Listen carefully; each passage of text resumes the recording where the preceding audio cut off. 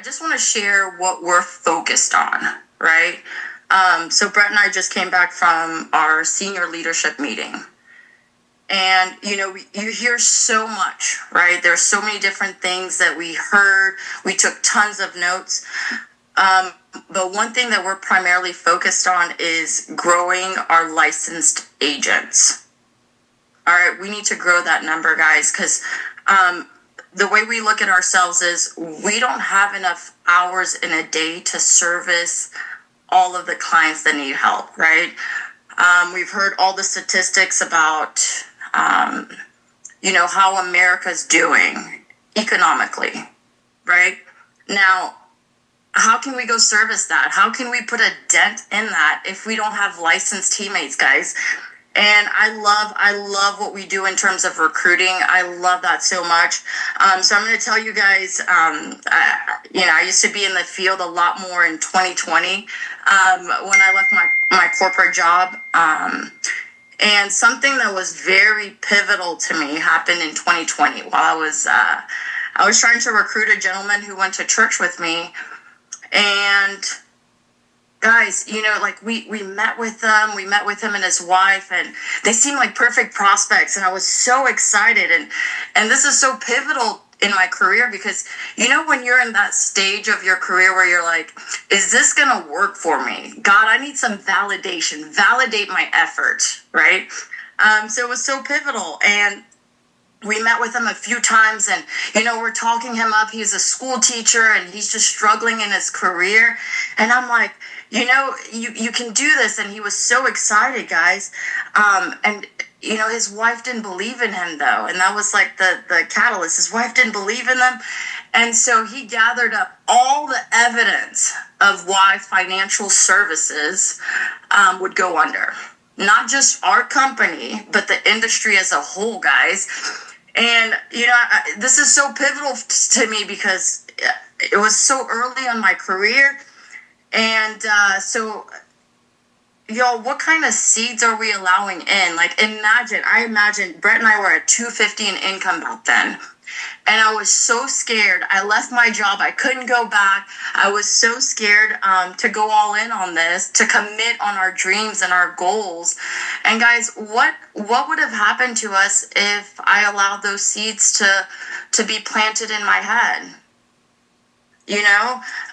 But I tell you guys, Assad mentioned this, our faith level and our conviction when we're face to face with prospects, right? So we went from 250 that year. We busted our butt to go to 300, 400. Then, you just lose track of things because you're in it and you're running so hard. But I wrote this down, guys, because good things happened to us those years when we committed to it. If we don't believe, right, because this isn't about me anymore. My flag is planted here. If you don't believe in what you're doing, how can you convince others? If you don't wholeheartedly believe in what you're doing, how are you going to convince somebody else? That they should leave their corporate job, right? That the future is here, that they should commit here. They should get licensed. They should go out and meet kneecap to kneecap with people, right? That debt is bad. Monitor that. That investing for your future is the wise thing to do. How are we going to convince them? Right? So we need conviction. Some things that were convicting to me or that helped me in my faith to grow is staying plugged in. Y'all come into the office. I remember early on, and I do this from time to time when I'm prospecting people. I'll come into the office and I'm like, hey Paul, I'm going to meet with so and so. Hey Crawford, I'm going to meet with so and so. How can I overcome these objections? Right? I'll tell them about my prospect. Help me, right? And guys, it's not that I hear something new. It's not.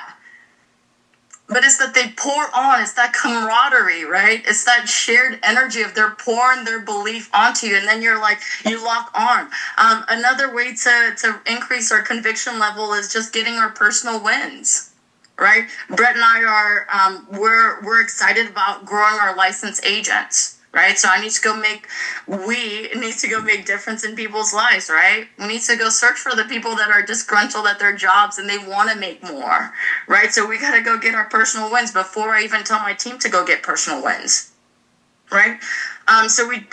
Paul mentioned how we grew so quickly in 5 years.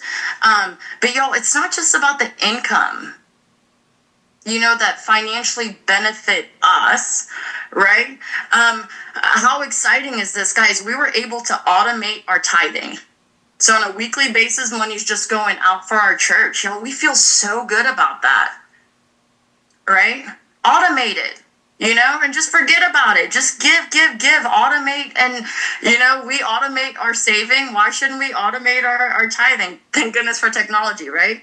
And how about this? My nephew calls me. So he plays soccer. Babe, I'm sorry if I'm stealing all your time. He plays soccer, and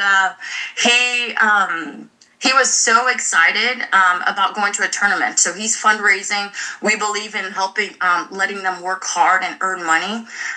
So he's fundraising for his team, and then he messages me, and he's like, "Oh, Auntie, we're like $300 short." And I'm like, "Well, how much did you raise today? What were your efforts?" He told me his efforts, and guess what, guys? We matched it. How cool is that? How cool that you can give to others around you.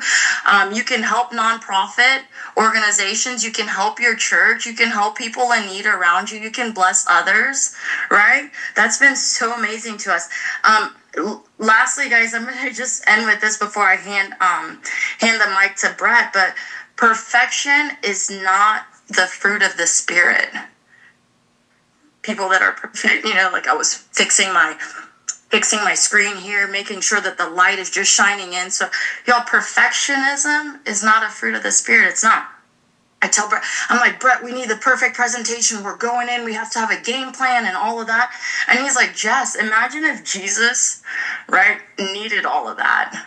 Like, did he sit around and make sure that everything's all perfect? It's not. It's never going to be perfect. And thank goodness, because it's not a fruit of the Spirit." So y'all, I just wanted to welcome my amazing partner, the CEO of our group. He has continued to bust through hurdles, guys, and has really given his life to this mission. And I couldn't be more proud of him. So, babe, come take it away. I'm super excited to be able to close the meeting up for a couple different reasons. One is, I think when you get to close a meeting, there's a certain amount of what would be the best word to describe it? It's a position where, as we kick off this meeting and we look over the next 90 days, and Paul and Mike and Kelly talked about the next event in April, right? And I learned from sports many, many years ago that when a team thinks about winning a championship, right? And I thought it was funny. I thought Daniel Gilbert did a great job. I thought it is hilarious, though, that but finally Tennessee has like 2 good seasons back to back, and the Tennessee fans are out and about. So, but hey, good for you guys. So, all kidding aside, when you think about the next 90 days, and as I left the senior leadership meeting, there's a couple things that were on my mind. And so I'm going to share this with everybody, then I'm going to screen share. I got a couple thoughts as we finish out.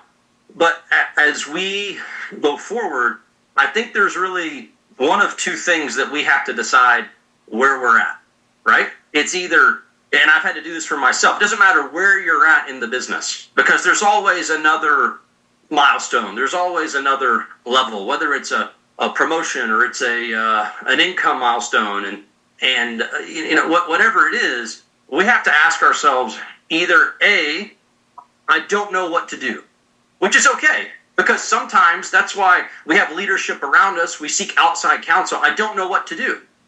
Or B, I know what to do, and I just need to put an action plan to what I know that I need to do. And I think this is a good takeaway for all of us, because we all have a direction that we're pointing to in 2025. Whatever it is. This could be your first event. Maybe that direction is, hey, between now and April, I want to get promoted, not just to district, but to division or whatever it is, it doesn't matter. This is a key takeaway for all of us, because I can't tell you how many times I've been in events and people are like, you know what to do. And Paul, deep down in my heart, sometimes I was like, I really don't know what to do. I needed some direction. So here's a great thing about our business, is that we've got so many great people here. There's so much great leadership. If you find yourself in that either of these two categories, as soon as we finish this meeting, right, get with your trainer or get with your RVP, get with your leadership and put together an action plan, because we had so many great nuggets. There were so many great takeaways today. But here's also what I've learned, is that if we don't act on what we feel inside, by Monday, the momentum starts to fall. By the time we get to next Saturday, you might not even remember that you just attended this event. And so it's what we do now, not Monday. It's what we do now. It's the things that we put in place for the rest of this weekend. I know most of us are located in the Southeast. We still have snow and ice around us. So people are not doing a whole lot this weekend. It's a great time to get a hold of people. Okay? It's the action plan that we put in place that's going to have everything to do with your success between this event and the next event. And so that was just, as hearing the speakers talk, that was something that stood out to me, right? And, Jess is right. When we look back at and by the way, obviously, they always put me on second and they let her go first, and I can never live up to that, Allison, because, one, I'm not near as good looking as Jess. Two, she's much more articulate. I talk fast and everything, but I am truly blessed that I have a partner and a wife and Jess and our family dynamic that allows me to do what I do. We would not be where we're at right now without her leadership, not just in our business, but also in our household. So super blessed about that. So let's turn the page real quick. What are some, if you think about our business, what are some action steps? What are some things, if you're having conversations with people over the next 90 days, that can help you grow your business? Okay? And I've got a few thoughts that I'm going to finish this up with, and then we will be on our way out. I know that there's one common theme that all of us have in common, and every single person that you could have a conversation with has in common. You may say, Brett, what is the one universal theme that we could all have in common? You know what that one universal theme is? It's called financial independence. I know that. I know that it doesn't matter who you're sitting down with. Everybody wants to be independent when it comes to their finances. They want to be secure when it comes to their finances. And I know that there's really, if you look at the definition of financial independence, it's basically you have more passive or residual income coming in than your expenses that are going out. Okay? That's what you have. So I'm going to say that again. You got more passive residual income coming in than expenses that you have going out. Okay? That's what financial independence is, right? My dad, when I first got started, he used to call it mailbox money. Okay? And, that must be like an old timer saying, but I think I understand what it means, right? He explained it to me. But what it is it's money that comes in that you are not having to actively participate in the money coming in. Okay?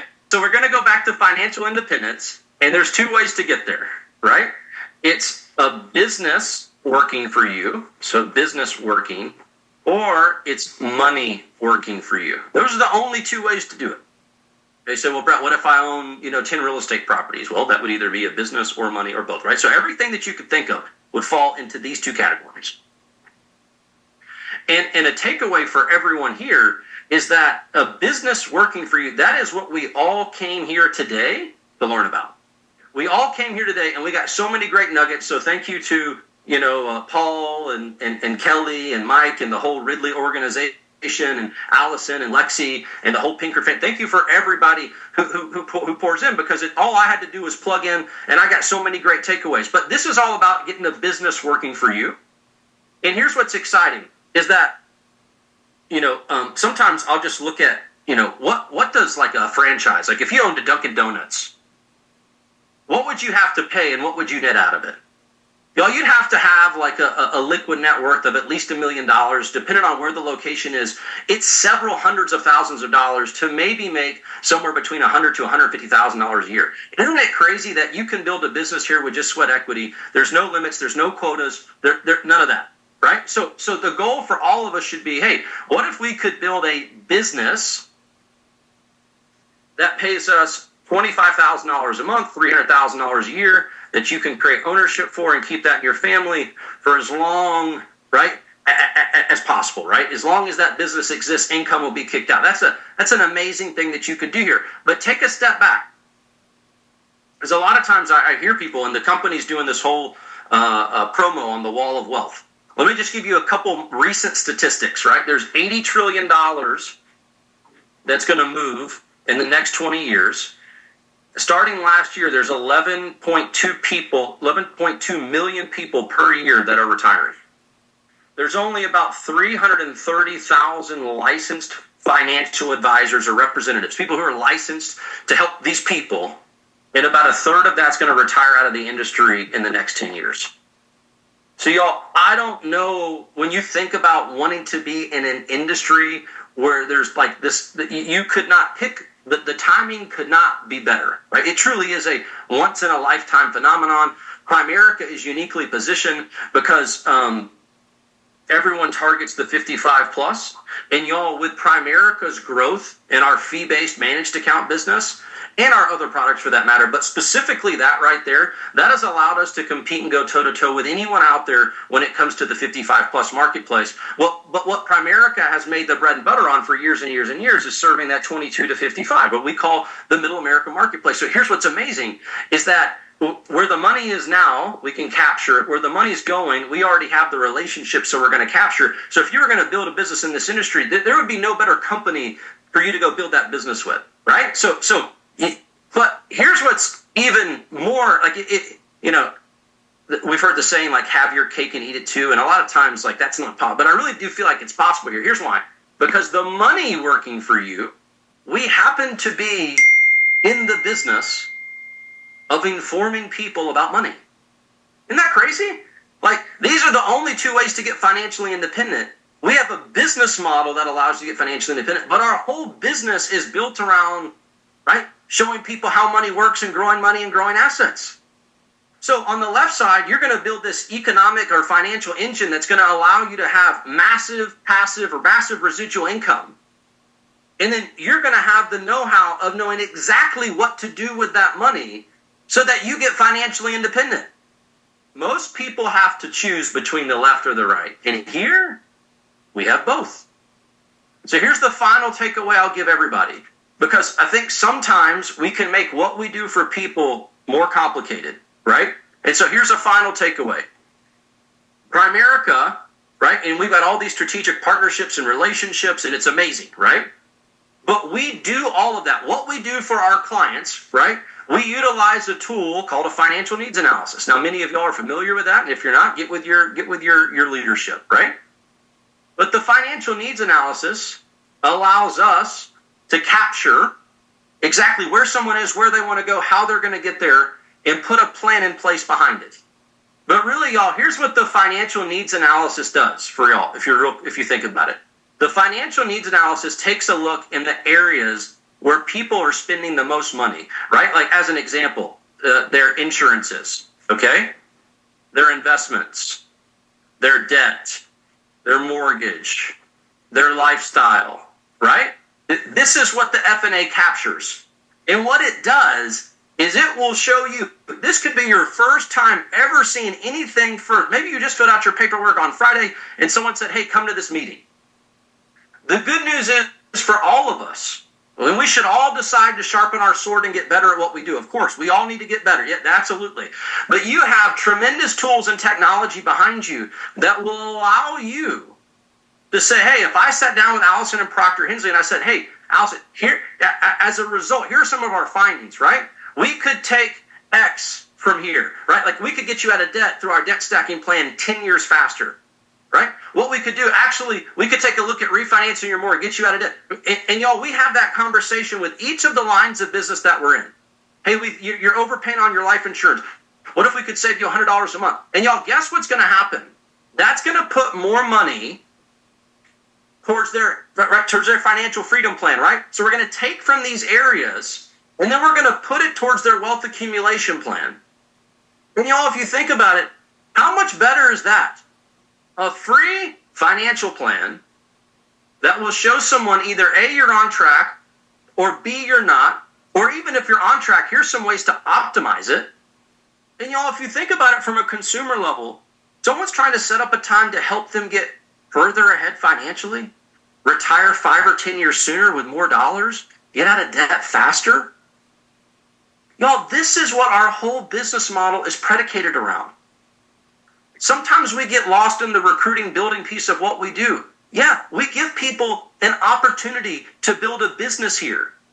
That's a noble cause because most people can't do that.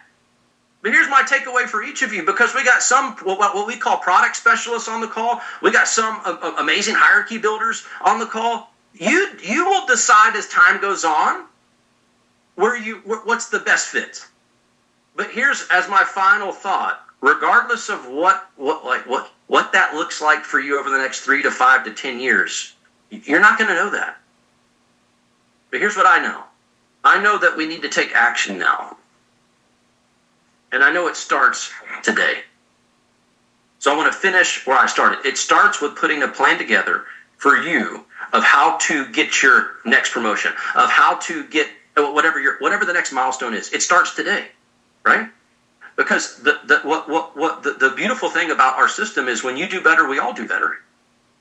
You may say, well, Brett, you're not my RVP. I'm in a different. Yeah, but I'm a shareholder of Primerica stock. And this is not a solicitation to buy the stock, right? But we all benefit. And y'all think about, as a final thought, how much better that is. Most systems, for someone to do better, someone does worse. Whether it's the consumer or whether it's the corporation, here, when you do better, we all do better. So, you could not pick a better place to be, a better time to be here. And here's what I don't want anybody to miss it. All right? And so everyone, I'm excited. Thanks for allowing Jess and I to share a few thoughts. And can't wait to see what 2025 holds for all of us. Let's go get it. Thank you all. Brett, you guys are really superstars. There's just no question about it. Just the way you think, your partnership, you and Jess, I think you're such great examples. And I can't wait to see what the future holds for you. I know it's going to be fantastic.